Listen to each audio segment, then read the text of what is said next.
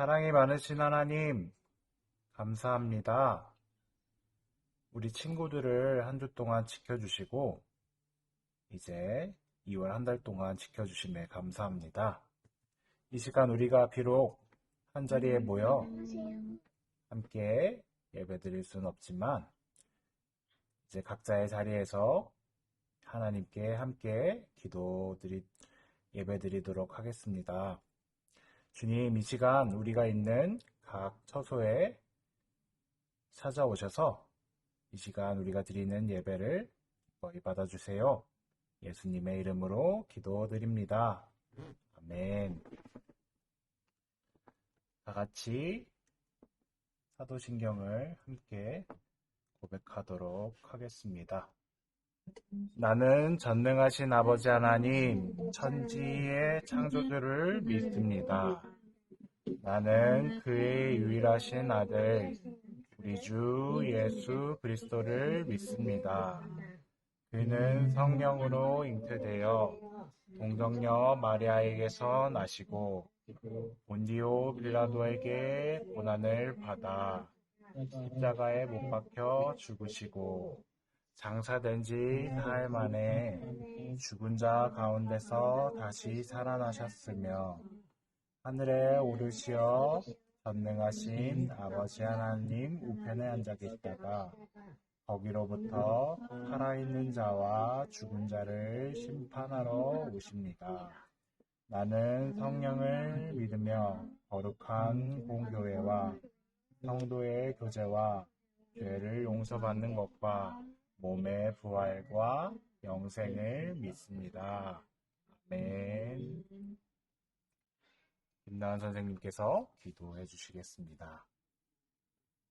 기도하시겠습니다. 사랑이 많은 하나님 아버지, 오늘도 이렇게 어린 분들과 선생님들 함께 모아주며 감사드립니다. 코로나 상황이 좋지 않아 온라인으로나마 이렇게 예배를 드리는데 얼른 코로나 상황이 좋아져서 우리 친구들을 대면해서 예배 드릴 수 있게 도와주세요. 이제 다음 주가 지나고 나면은 우리 친구들이 개학을 합니다. 2020년에는 코로나 때문에 학교에도 잘 못 가고 친구들도 잘 못 만났지만 올해에는 코로나가 얼른 해결돼서 등교도 자주 하고 친구들도 볼 수 있는 한 해가 될 수 있게 도와주세요. 그리고 우리 친구들이 설교 시간에 집중해서 전도사님의 말씀을 들을 수 있게 우리와 함께 해주세요. 예수님의 이름으로 기도드렸습니다. 아멘. 거기 있었네요. 누가 저렇게 잘해? 네. 오늘의 말씀은 구약 성경 요엘서 2장 12절에서 14절 말씀이에요. 제가 다시 없어져야 되겠네요. 근데 이 장절이 조금 길다 보니까 우리 다 같이 한 목소리로 한 번에 12절부터 14절까지 같이 읽어보도록 하겠습니다. 이것은 하나님의 말씀입니다. 여호와의 말씀에 너희는 이제라도 금식하고 울며 애통하고 마음을 다하여 내게로 돌아오라 하셨나니 너희는 옷을 찢지 말고 마음을 찢고 너희 하나님 여호와께로 돌아올지어다.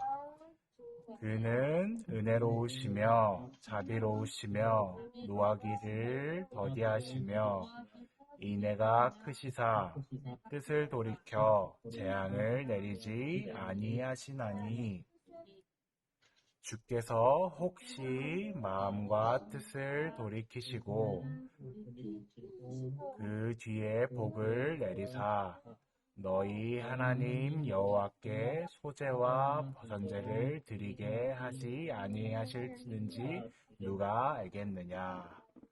아멘.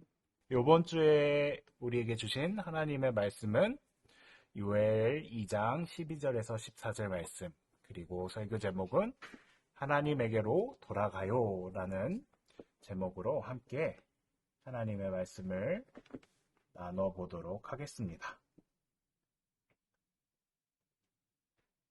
제수요일이었던 지난 수요일부터 사순절이 시작됐어요.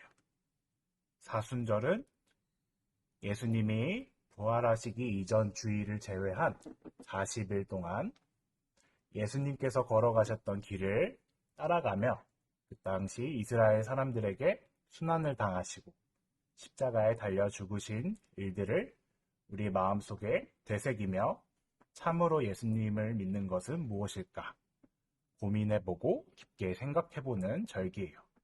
그래서 우리 한나, 효주, 수인이도 사순절 기간 동안 예수님의 십자가를 생각하면서 순종함으로 따르셨던 그 길을 함께 걸어가 보며 우리의 죄를 회개해 보았으면 해요.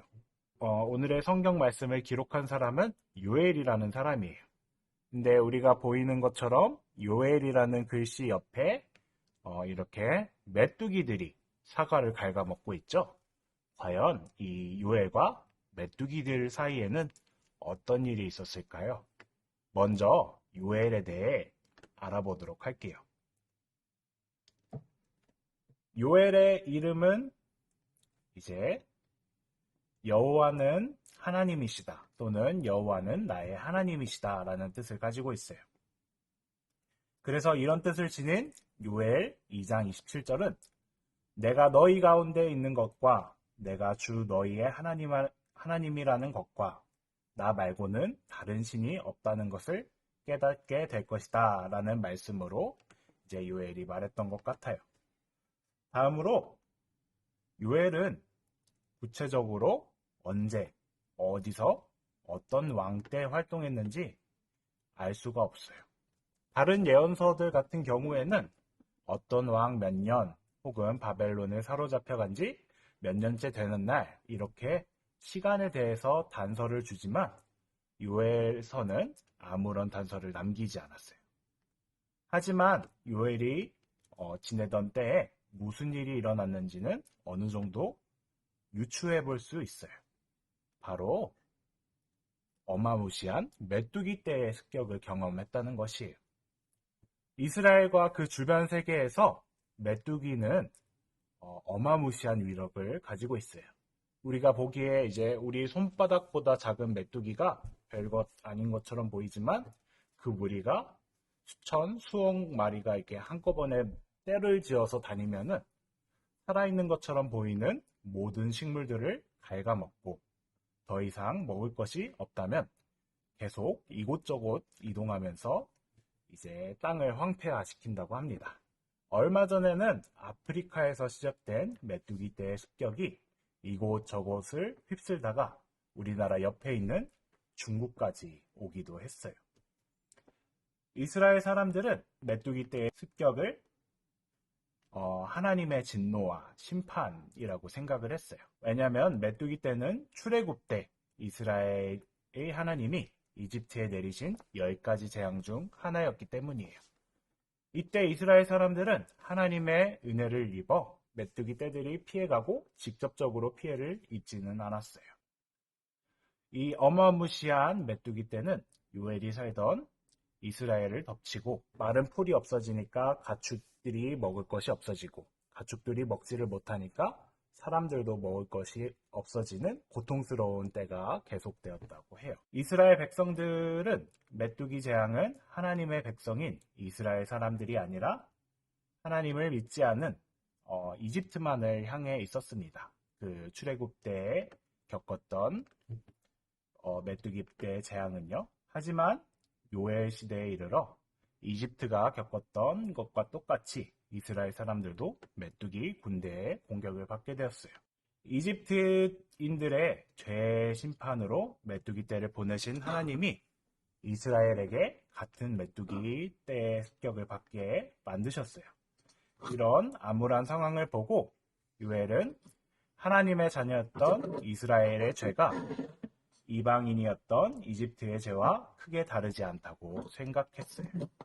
그래서 요엘은 이스라엘 백성들에게 이렇게 얘기했습니다. 여러분, 이제라도 늦지 않았습니다. 하나님에게로 돌아오십시오. 하나님과 멀어진 것에 대해 슬퍼하며 금식하고 하나님에게 돌아오세요. 하나님을 마음의 중심에 두세요. 겉으로 보이려고 옷을 찢으며 슬퍼하는 일은 필요하지 않습니다. 진심으로 온 마음을 다해 회개하며 하나님에게 돌아와야 합니다. 요엘은 왜 옷을 찢지 말고 마음을 찢으라고 이렇게 이야기했을까요? 이스라엘 백성들은 애통한 마음이나 회개를 표현할 때 이렇게 옷을 찢는 의식을 행했어요. 사람들은 누군가 옷을 찢는 모습을 보면 슬픈 마음이 있거나 하나님에게 잘못함을 아뢰고 용서를 구하는 것이라고 이해를 했습니다. 그러나 시간이 지나 이스라엘 사람들은 애통하거나 회개하는 마음이 아니라 단순히 옷을 찢는 행위만 하면 된다고 생각하며 요엘의 때에 이르러서는 형식적인 회개만 남은 것이었어요. 그래서 요엘은 옷을 찢으며 겉으로만 회개하지 말고 마음을 찢으며 진심으로 회개하라고 말한 것이었어요.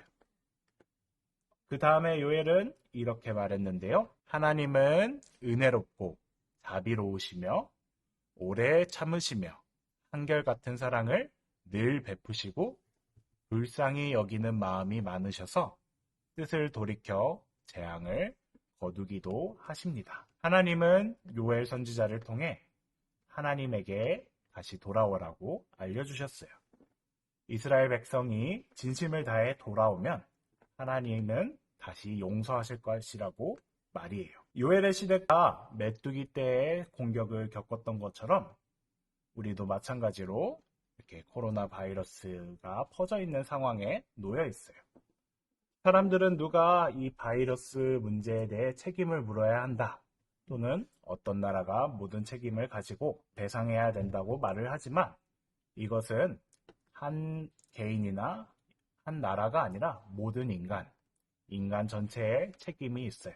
이게 우리가 사는 세상이라고 하면은 예전에 인간이 차지했던 부분은 이것에 준하지 않았어요. 자연에 이리저리 흩어져 있는 동물들이 살고 있는 숲을 사람의 욕심으로 이렇게 없애고 그곳에 인간의 편리함을 위한 도시화 공장을 세웠어요. 그래서 원래는 이만큼 많은 부분에서 함께 서로 흩어지며 살았던 동물들이 살 곳을 잃어버리자 갈 곳이 없어져서 점점 모여 살던 동물들 사이의 전염병이 인간에게도 옮겨져서 우리가 겪고 있는 코로나 바이러스가 되었다고 해요. 말씀을 마무리하겠습니다. 예수님의 고난을 깊이 생각해보는 사순절이에요. 예수님은 자신의 뜻과 욕심을 비우시고 하나님 말씀에 순종함으로 모든 고난을 인내함으로 이겨내실 수 있으셨어요. 그렇다면 우리는 무엇을 회개하고 우리에게 있는 무엇을 비워내야 할까요? 요엘이 이스라엘 백성에게 한 말처럼 우리도 그저 모양으로만 회개하는 것이 아니라 마음을 찢으며 진심으로 우리 인간이 지닌 죄를 고백하며 회개해 봅시다. 그렇게 한다면 크신 하나님, 오래 참고 여러분들을 기다리시는 하나님께서 여러분들을 따뜻하게 품어주실 것이에요. 오늘의 함께 나눈 말씀을 마음에 한번 새기며 함께 기도하도록 하겠습니다. 하나님, 예수님의 고난을 깊이 생각하는 사순절에 우리가 우리의 죄를 살펴보며 우리 잘못을 고백합니다. 우리가 겉으로만 옷을 찢는 회개가 아니라 마음을 찢는 회개를 하며 진심으로 우리 잘못을 고백하겠습니다. 주님, 우리를 불쌍히 여기시고 새로운 사람으로 그리고 새로운 삶을 살게 해주세요. 어느덧 방학이 마지막에 있습니다. 새학기를 맞이할 때 주님께서 우리 친구들 삶 한가운데서 함께 해주세요. 언제나 우리와 함께 하시는 예수님의 이름으로 기도드립니다. 아멘.